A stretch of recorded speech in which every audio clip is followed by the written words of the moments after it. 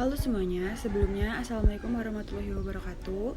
Kami dari kelompok 6 yang beranggotakan saya Ardelia Putri Ramadhani NPM 1813031057, lalu ada Rode Mareta NPM 1813031031, lalu ada M Adi Setiawan dengan NPM 1813031007. Jadi di sini kami akan membahas tentang PSAK 104 tentang akuntansi istisna.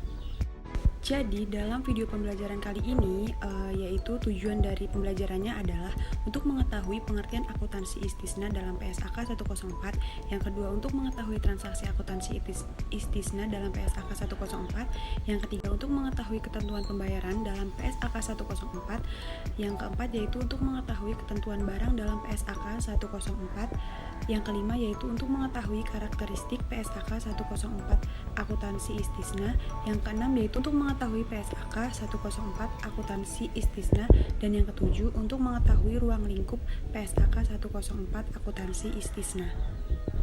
Pengertian PSAK 104. Istisna adalah akad jual beli dalam bentuk pemesanan pembuatan barang tertentu dengan kriteria dan persyaratan tertentu yang disepakati antara pemesan, pembeli mustasni, dan penjual atau pembuat sani. Istisna paralel adalah suatu bentuk akad istisna antara pemesanan dengan penjual, kemudian untuk memenuhi kewajibannya kepada mustasni, penjual memerlukan pihak lain sebagai sani. Ketentuan dalam pembayaran PSAK 104 yaitu yang pertama, alat bayar harus diketahui jumlah dan bentuknya baik berupa uang, barang, atau manfaat. Yang kedua, pembayaran dilakukan sesuai dengan kesepakatan. Dan yang ketiga yaitu pembayaran tidak boleh dalam bentuk pembebasan hutang. Baik, selanjutnya yaitu akan dijelaskan oleh saudari Rode Mareta, kepadanya dipersilakan. Materi selanjutnya yaitu ketentuan barang dalam PSAK 104. Yang pertama, barang harus jelas ciri-cirinya dan dapat diakui sebagai hutang. Yang kedua, barang harus dapat dijelaskan spesifikasinya.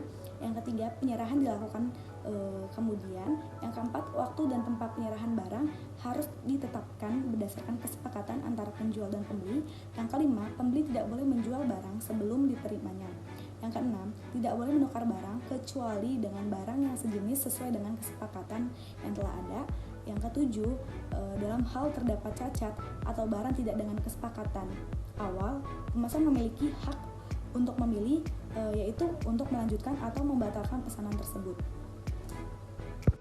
Selanjutnya yaitu karakteristik dari PSAK 104. Yang pertama, berdasarkan akad istisna, pembeli menugaskan penjual untuk menyediakan barang pesanan sesuai spesifikasi yang disyaratkan untuk diserahkan kepada pembeli dengan cara pembayaran di muka atau tangguh.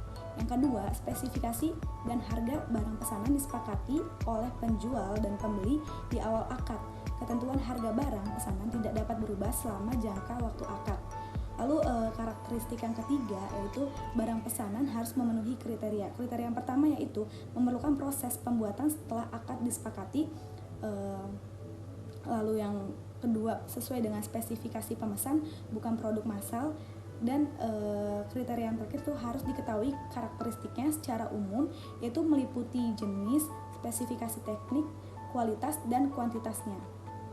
Lalu karakteristik yang keempat dalam PSAK 104 ini yaitu barang pesanan harus sesuai dengan karakteristik yang disepakati antara pembeli dan penjual.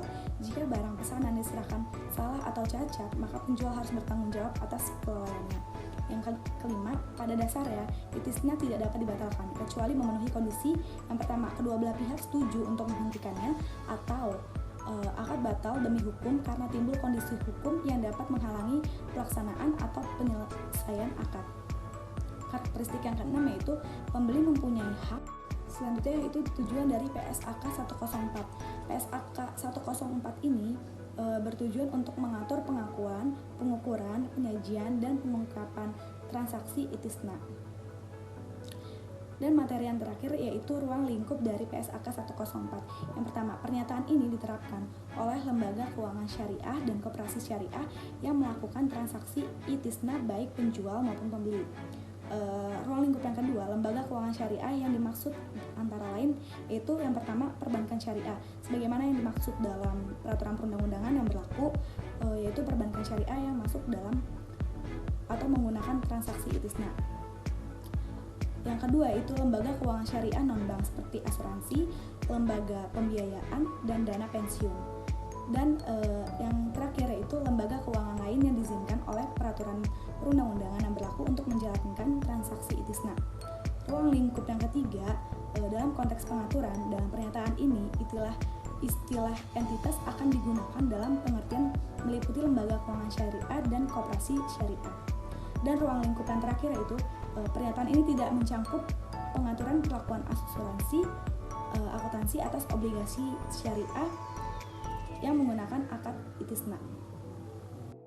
Demikianlah presentasi dari kami kelompok 6. Kurang lebihnya mohon maaf. Kiranya video ini dapat bermanfaat bagi setiap orang menontonnya. Wassalamualaikum warahmatullahi wabarakatuh.